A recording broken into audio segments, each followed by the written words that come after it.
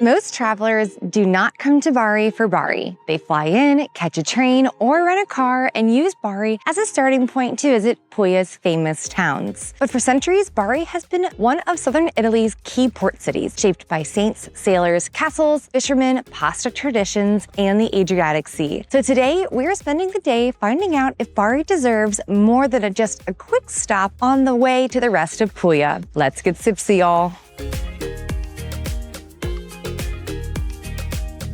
We dropped the rental car off near the airport, took a taxi in, which I am so glad I am not driving in Bari. We're gonna go grab a quick cafe before venturing out today.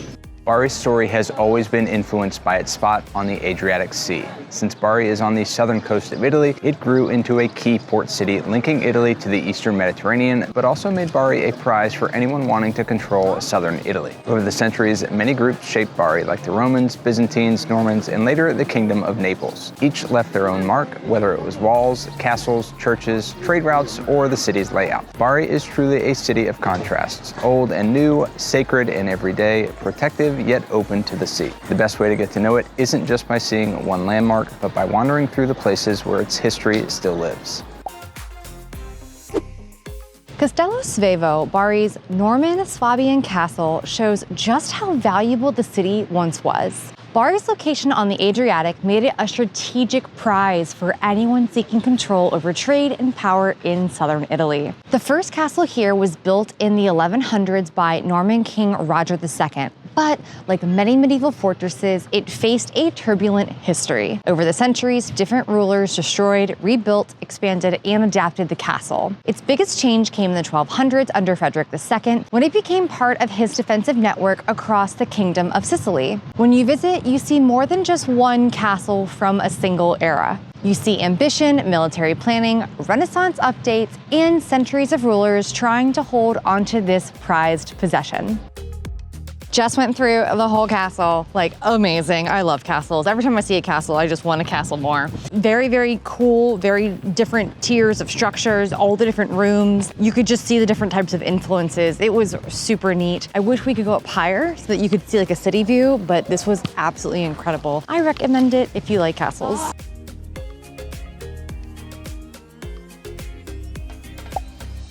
Strada delle Orecchiette is one of the most famous streets in Bari Vecchia. The street's official name is Strada Arcobasso, but it's famous for the women who make orecchiette by hand outside of their homes. The name orecchiette means little ears, and this pasta is one of Puglia's most recognizable foods. What makes this street special is that it brings a home tradition out into the public view. Here, cooking, family customs, neighborhood life, and tourism all come together. The street's popularity has grown over the years, and like many places made famous online, it has sparked debates about authenticity and the rules.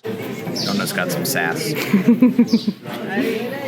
But still, it does show that in Bari, food is more than just a meal. It's something that people make, sell, share, and use to express their identity.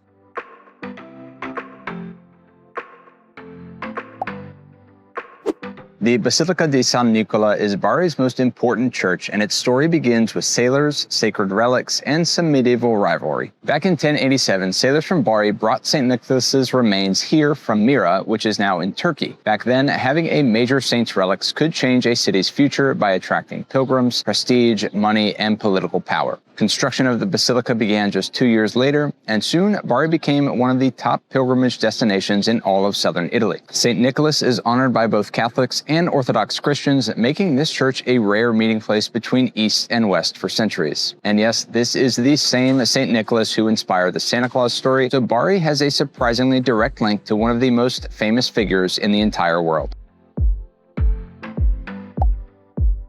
At first, Bari's Lungomare seems simple, just a nice walk by the sea, but it reveals a lot about the city. For centuries, Bari's identity was linked to the Adriatic, but the waterfront we see now was mostly shaped by the early 1900s. During the fascist era, the city redesigned parts of the seafront to look more monumental, modern, and impressive to visitors arriving by sea. That's why the Lungomare feels so wide and dramatic compared to the narrow streets of Bari Vecchia. You move from medieval lanes and hidden courtyards to open water, long promenades, and classic cast iron lampposts. It's one of the best places to see Bari's two sides together, the old port city and the modern city eager to impress the Adriatic.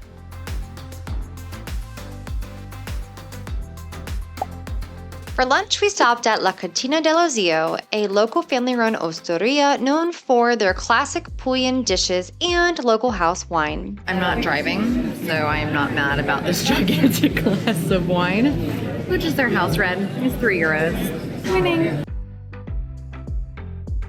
We both went for orecchiette pasta. Mine was a mixed seafood and Chris got the broccoli rabe. No notes, both were delicious.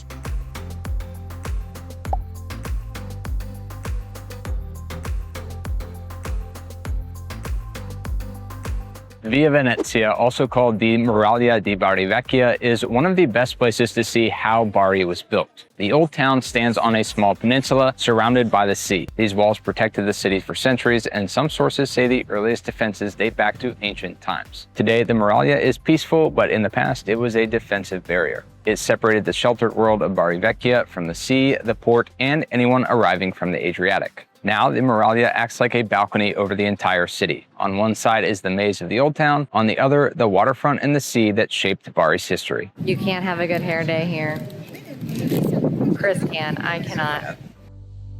So a theme that we have noticed while we've been here in Puglia, similar to other towns, is like when you're in the streets, Google does not like that. So if you're using Google Maps to get around, just be prepared to go down a street halfway, realize you've gone the wrong direction, and then turn around and go back.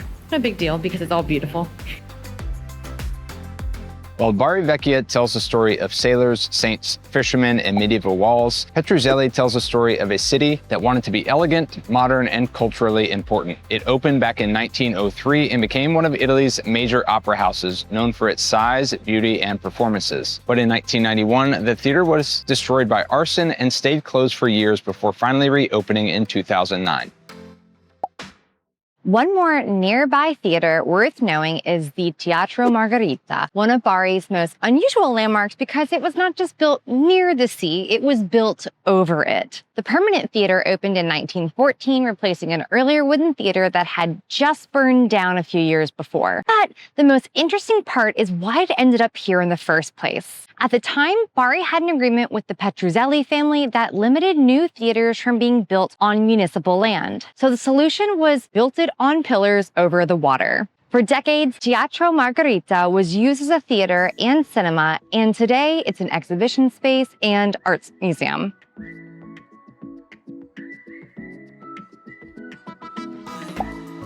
Bari's Old Port is a great spot to understand the city beyond its churches and castles. For generations, fishermen returned here with their wooden boats and sold their catch by the water. Locals call this area Nader alla Lanz, or at the foot of the boats, a name linked to the boats and the tradition of buying fish at the pier's edge. Bari has always been shaped by the sea. Even today, the Old Port keeps its raw local energy. You can see fishermen, fresh seafood, people gathered by the water, and one of Bari's best known traditions, eating raw seafood right by the sea where it was caught. So we came down to the Old Port area just to explore a little bit, and Chris saw that this little bar here was selling Peronis for €1.50. And Chris was just like, Why not? Now we're sitting down here drinking some Peronis on this gorgeous day, looking over at Bari. And I have already said to Chris multiple times, should we live here? Because I mean, why wouldn't you want to live here?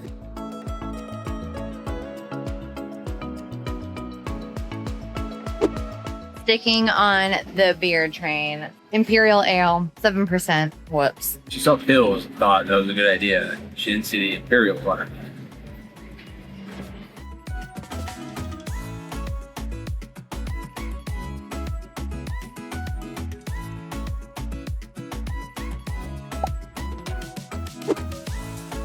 Dinner was awesome. Very yummy. It was very, very good. So for dinner, we got this mussel crumble thing called Mussels gratin, I think is how you say it. Let's go with it. It's French, so not Italian. Breadcrumbs, cheese, very, very good. It was awesome. And then for my pasta, I got a different type of noodle with mushrooms and salsiccia, and it was delicious. And I got a different type of noodle as well, cavatelli with, it was like a zucchini sauce, so real light and refreshing, and shrimp and another type of fish. All that to say, it was really good. Highly recommend that spot.